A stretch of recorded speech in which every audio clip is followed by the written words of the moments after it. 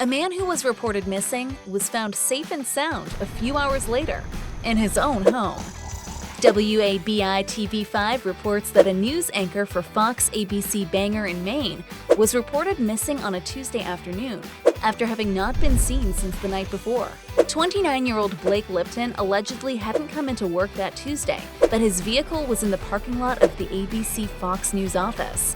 According to John Knapp, chief deputy for the county sheriff's office, Lipton was reported missing by his employer around 4 p.m. that Tuesday.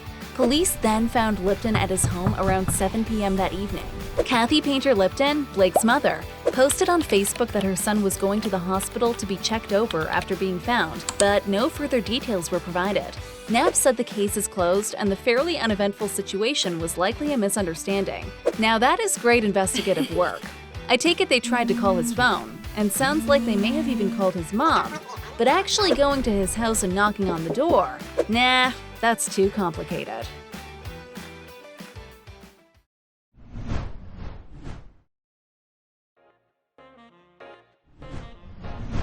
You just know they're gonna make a movie about this one. So, around 5 years ago, a woman in Taiwan discovered that her husband was having an affair. The woman was pregnant with her first child, and so the two adulterers begged for forgiveness, with the mistress promising to move away, and the husband vowing to cut ties. Fast forward 5 years, and there's a twist to this story. According to Mothership.sg, the wife, now a mother to a 5-year-old son, took him to kindergarten one day and met one of his schoolmates, a little girl.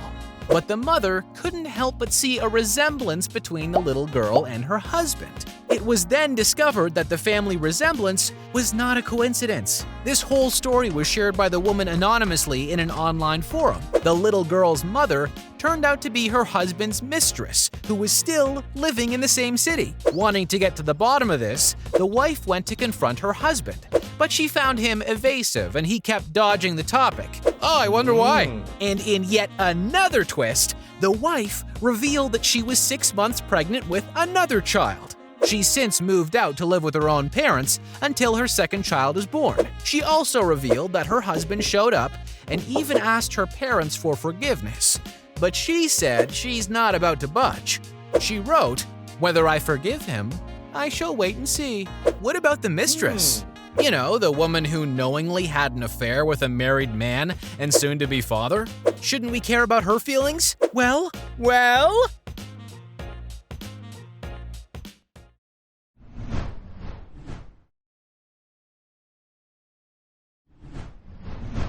This is a bad joke, but I'll say it anyway. This story really sucks. The Oxford Mail reports that a church leader was fined and placed on the sex offenders register for a sexual encounter with a vacuum cleaner. 74-year-old John Jeffs was naked aside from wearing a pair of ladies' stockings when he was caught with the appliance. Jeffs reportedly committed the sex act while working as a pastoral manager at Christian faith-based group Parents Talking Asperger's. A shocked churchgoer saw him committing the act after walking past his office while attending a talk about Asperger's syndrome at the venue.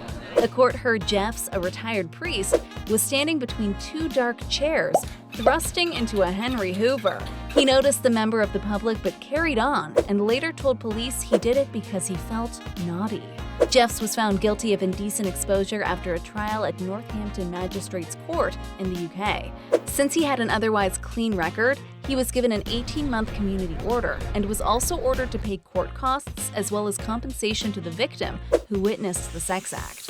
In mitigation, Jeffs was said to still be coming to terms with the loss of his wife at a young age and was in a lot of pain because he was ignoring his health and his diabetes was not medicated.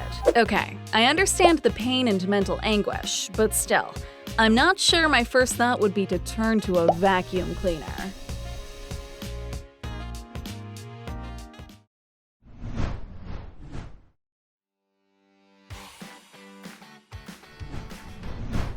Well, this plan was clearly well thought out. Fox 26 Houston reports that a man bought a face mask at a convenience store, then robbed that same store wearing that very mask. The Houston Police Department says the man walked into the store, pretended to be a customer, bought a face mask, then hung around the store until some customers left. While the man waited around, the clerk walked from behind the cash register to the front of the store to restock merchandise.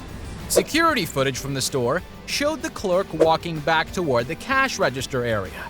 The man then put on the face mask and pulled out a gun from his waistband, authorities said. The footage showed the man using the gun to force the clerk to unlock the enclosed area where the cash register was. Reports stated he demanded money from the cash register. The clerk placed the money in the bag, and the man ran out of the store in an unknown direction.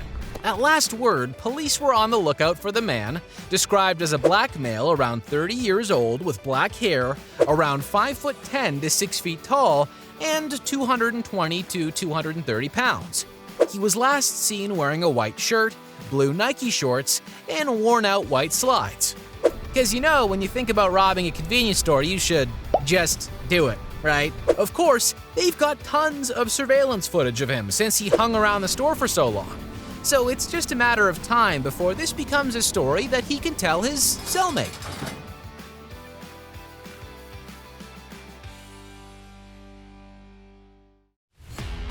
If you want to see all our videos about real news stories that are funny, stupid, or weird, click the subscribe button below. I mean, hey, my cat's gotta eat.